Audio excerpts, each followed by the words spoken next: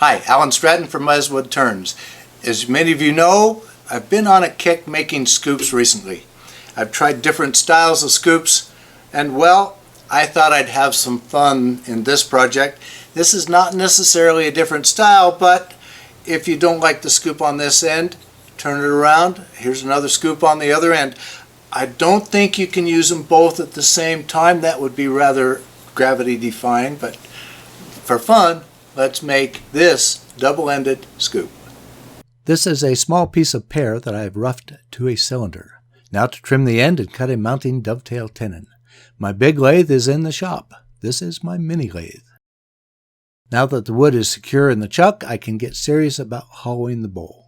After trimming the end, I start hollowing with my spindle gouge. This works on end grain where the gouge can cut from the center out with the flute nearly vertical. Now is a great time to drill the hole or mortise for the handle tenon. I drilled a small angle to lift the future handle.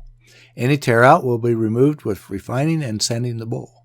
Plus, if I blow it now, I can start over to minimize my losses. Back to hollowing. Having drilled for the handle earlier reduced the risk of blowing things up, or simply changed where the risk is. Now I can blow out the side while hollowing.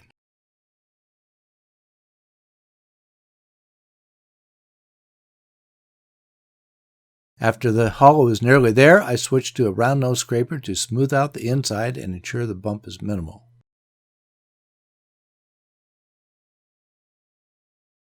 Then transfer the depth of the hollow to the outside of the bowl, also leaving enough for a bottom wall. A parting tool marks the transition, then smooth with a skew and round off with a bowl gouge.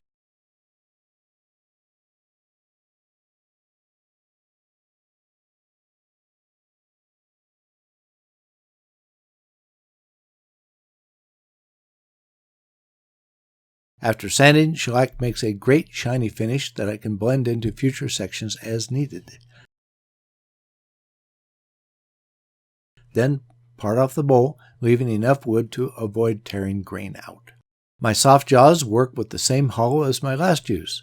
I really like these wood soft jaws over jam chucks.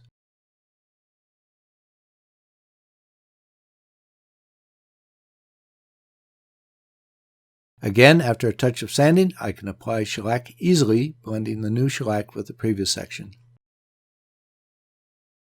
For the second bowl, this is a branch of English walnut pruned off a couple of years ago. The only problem is a small void at the pith. I will fill that void with CA glue. I drilled with a Forstner bit to start the hollow, but it did not save me any time. I still need to use the spindle gouge to deepen and enlarge the hollow.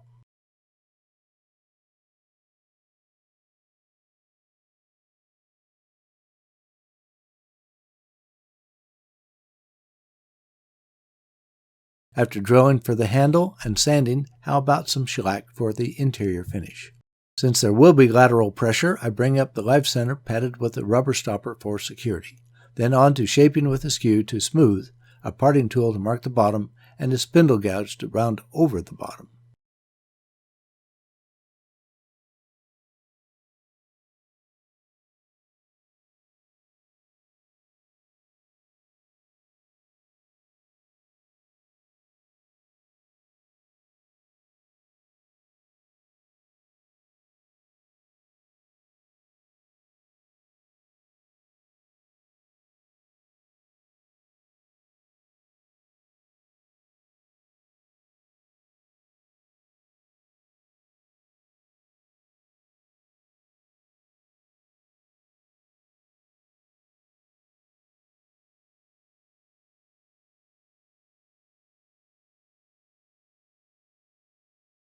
Another short time to sand and more shellac for the exterior. I could have waited on the interior finish until now. Last, part off the bowl from the tenon. Into the soft jaws we go without customization to clean up the bottom. And you guessed it, more shellac to blend in the bottom. Now for the handle, I have a piece of mountain mahogany, a wood that I have never turned previously. I start between centers to rough the wood round and cut a mounting tenon.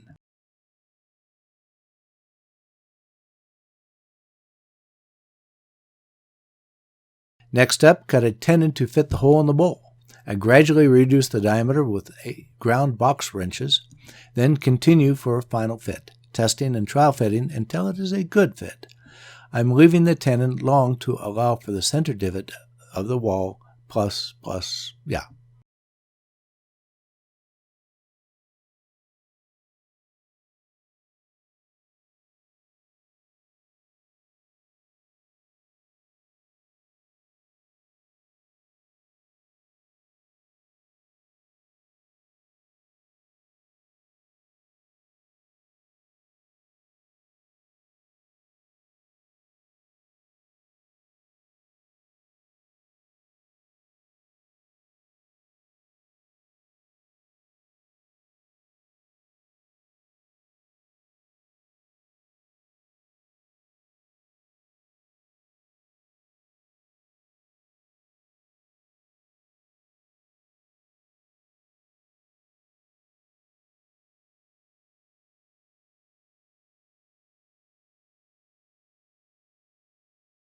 With the tenon fitting, I can gradually work down the spindle, rough cutting the spindle to an oversized with a gouge.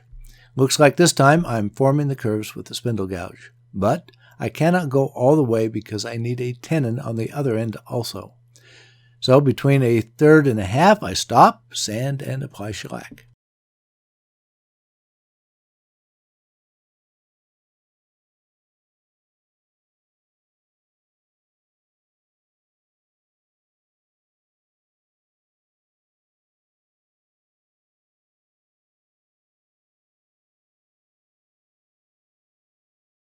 Then reverse the handle and use the tenon for mounting. It barely fits, so I do not need to enlarge with masking tape.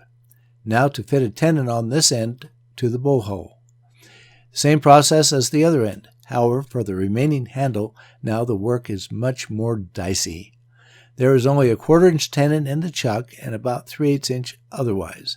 It is a bit awkward to do, but I support the wood with my left fingers while taking gentle cuts. I wanted to hold my breath. Fortunately, the mountain mahogany is hard, dense, and straight-grained. Many other woods would have broken. The other challenge is to make the handle symmetrical with the other end. I came close.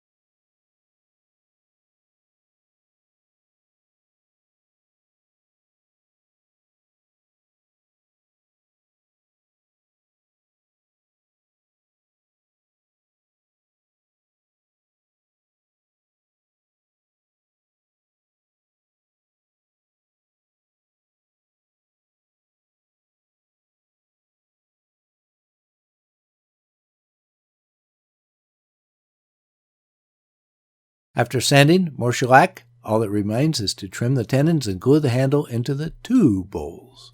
While not necessarily another style, it is an unusual scoop. More to show off than for utility. Still, why not? Please give this video a thumbs up, subscribe on my website, and tell your friends about my videos. I appreciate your comments and questions. Every week I add a new wood turning video to my website. Always, please wear your full face shield anytime the lathe is running. A face shield saved my life. It can save yours.